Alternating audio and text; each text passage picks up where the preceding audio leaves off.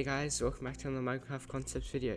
As you saw in the demo, I'll be showing you how to make a fully working color combination lock with command blocks for your own adventure maps or minigames. And credit to Media Renhu, I hope I said that right, sorry if I didn't, for giving me the idea. So I only made one for Java edition because it took a long time to make, but let me know if you want to see a Bedrock version and I might make another video on it. And as always, all commands will be down in the description. If you have any questions, you can also comment down below or join my Discord server to ask me directly. But yeah, let's get into it. Okay, starting with the commands that test if it's the right combination.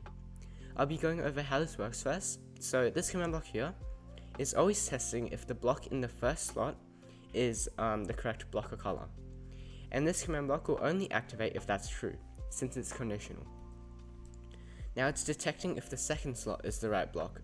If it is, then it will activate this to see if the third slot is the right block. If that's true, since this would only be powered if this is true, and that would only be powered if that's true, meaning that they're all in the right combination, it will set a pressure plate over here so the player can walk through. Okay, so let's take a look at the commands. So you want to have a repeating always active command block, executing if a block at the coordinates of the first slot is whatever block you want. So for me, I want the combination to be light blue wool in the first slot, so I made it test if it's light blue wool. Next, in a conditional command block from the repeating command block, you want to have the same command, but now detecting at the second slot's coordinate. And I want it to be red wool, but of course you can have it detect whatever block you want. Now once again, it's the same thing. In a chain conditional command block from the command block before, it's now detecting at the third slot's location.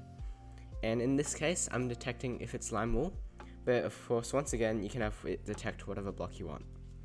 Now from that, you want to have another chain conditional command block that will set a pressure plate in front of the door over here. Now that we made it put a pressure plate if it's the right combination, we'll have to set the pressure plate back to air if it isn't the right combination.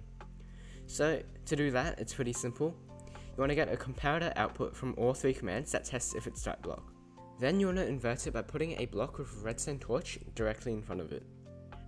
Now that that's testing if the blocks aren't the blocks they're supposed to be, you want to be running that into a repeating command block that needs redstone that will be setting the block in front of the door back to air. Alright, now that you have that done, you want to make it so you can rotate the blocks or the color in each slot like so.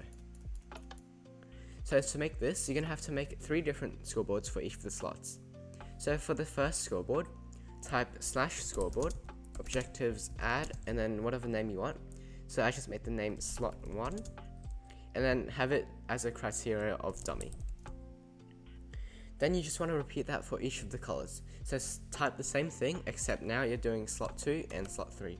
Okay, now that you've made all the objectives, you want to have it so every time you press a button underneath the slot, it will increase the value of a fake player called whatever you want, I just called it number, in the objective for that slot by 1, and do that for every slot, so slot 2 and slot 1.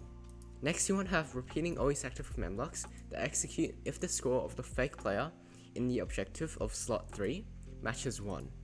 If it does, it will set a block in the slot to be whatever block you want. So I just made it lime wool. Now in another command block, you want to test if slot 3 matches 2. So if it does, it will set it to be another block. This time I'm making it red wool instead of lime wool. So yeah, it's the same thing if it matches 3. I'm just making it set a different block. So for me, I'll just set it to light blue wool. So just repeat that for both of the other slots. All you need to change is the objective and where it sets the block. Okay, once you've done all of that, you want to make it so it loops back to the first block every time it reaches the last block. So for that, you want to test if the slot matches 4. If it does, it will set the fake player in the objective back down to have a score of 1. And do that for all of the slots. Oh, and by the way, you can have as many colors as you want. You can keep going up to 10 if you wanted. Like if it matches 4, you can make it pink or something. You'd have to stop at 3. Just make it so if the value of the fake player in the objectives goes over the max number by 1, you have it looped down to 1. Alright, that's basically the entire lock system done. But if you want to know how to make it have a color scrambling or randomizing system to set it to a random combination, here's how. So it uses a randomization method that involves ampersands. So you want to have a command block that can be activated by a button, which executes add an ampersand with the name of slot 1, and sorts it by random with a limit of 1. So it picks a random armor stand that has the name of slot 1. Then it will set a redstone block 2 blocks beneath it. So basically it just sets a redstone block 2 blocks beneath whatever armor stand it chooses. I'll also link an armor stand generator down below so you can make your own armor stand with a custom name if you don't know how to. But anyways, depending on what armor stand it chose, the redstone block will activate one of these commands, which set the fake player in slot 1 to a certain value. So if it chose this one, it will set it to 1. If it chose this armor stand, it will set it to 2. If it chose this one, it sets it to 3.